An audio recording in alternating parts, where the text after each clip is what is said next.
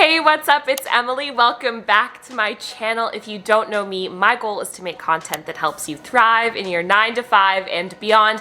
And your girl just so happens to be a full-time recruiter of over 7 years. So today I'm going to tell you 3 reasons you probably did not get the job and did not pass the interview that nobody else is going to tell you. Okay, so let's get into it. The tea is piping hot. Literally, I don't know if I could take a sip. It's a little too warm. And if you're new here, please consider subscribing because I post 2 videos a week, all to help you level up your life. One of the #1 reasons that you didn't get the job is because you were being way too humble. I know humble doesn't stumble, but I always say in interviews, it most certainly does. People feel really uncomfortable boasting or praising themselves about some of their amazing work and amazing accomplishments, and in real life, that makes you an awesome dinner guest, would love to have you over, but in the context of an interview, you are typically shooting yourself right in the foot. You need to remember that the entire purpose of an interview is for you to sell yourself and your experience and your skills and what makes you special. Think of this less as a conversation about you and more of a sales pitch about you, and that mindset will help you feel less guilty and awkward and strange for boasting. And no surprise, this pops up the most when people are answering questions and when they're introducing themselves. I often hear people say, "Yeah, well, I am a new graduate student and I'm just looking for my first job opportunity."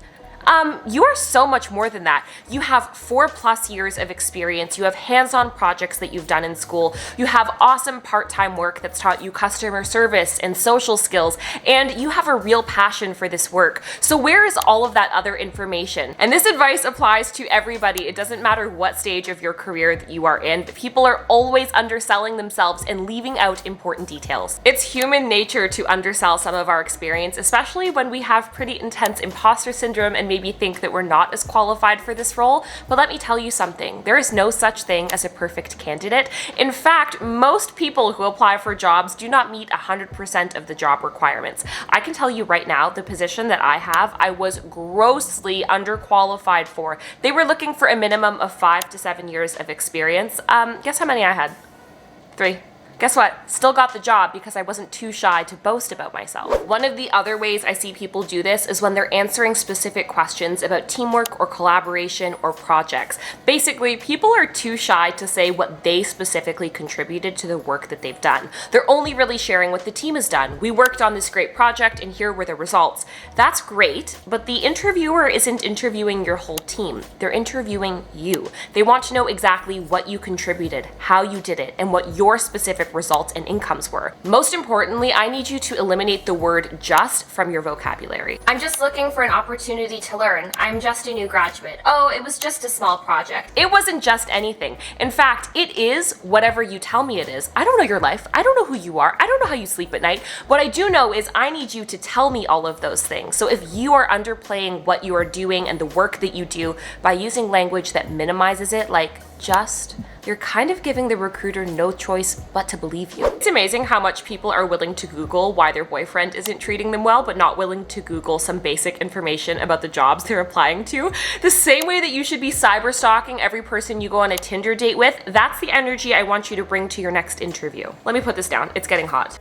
Stop, don't compliment me. Bestie, it's important that you ask questions in interviews. That's how you indicate your interest, and really great questions that are structured well actually can make you stand out. If you are asking questions when you know the answer can be easily found on Google, please don't ask those questions. But if you're interviewing at Facebook and you say, "What do you guys do again?"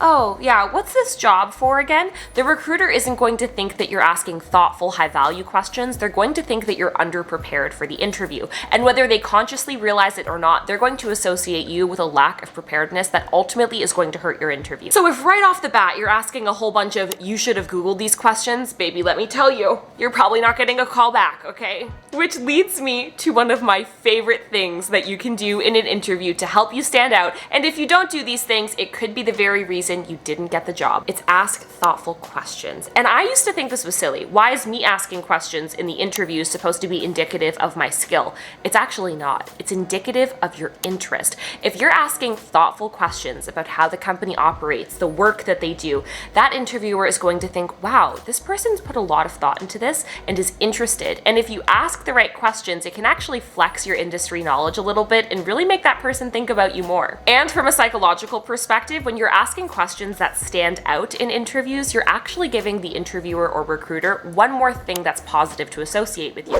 One thing about me, I love to lie. I know I told you I was going to give you the top 3 reasons that people fail interviews, but here's my little speed round of little things that I have seen throughout my career in technology and finance. And if you want me to do a deeper dive on any of these or go deeper into these topics, just let me know in the comments. Don't be a pain in the booty to schedule with. I know a lot of recruiters are a pain in the booty themselves to get on the phone. You know, they book the interview 5 or 6 times. They don't show up for each of the times, and you're wondering, what's wrong with me? Was it my eyebrows? It's not you.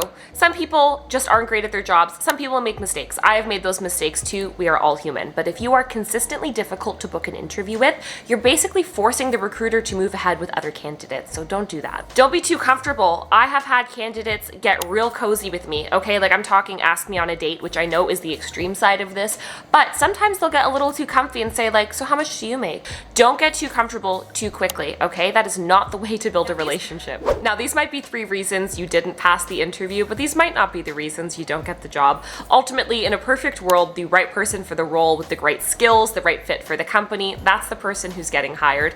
But we also know this job market is freaking ugly, okay? So I want to make sure we're getting ahead of things as much as we physically can. And a lot of times, unfortunately, you can have the perfect interview and that manager already has the person they want to hire ready to go. Or maybe it's an internal candidate, or maybe it's a referral.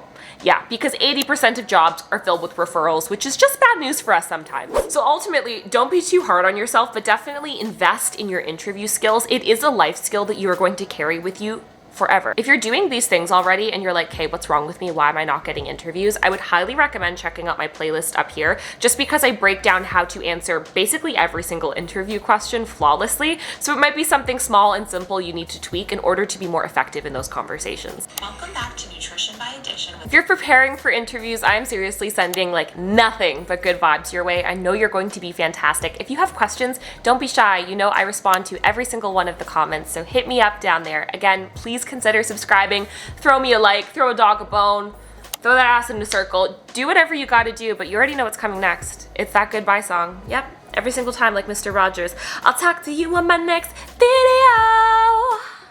One day I'm gonna belt it out really well and you're gonna be shocked.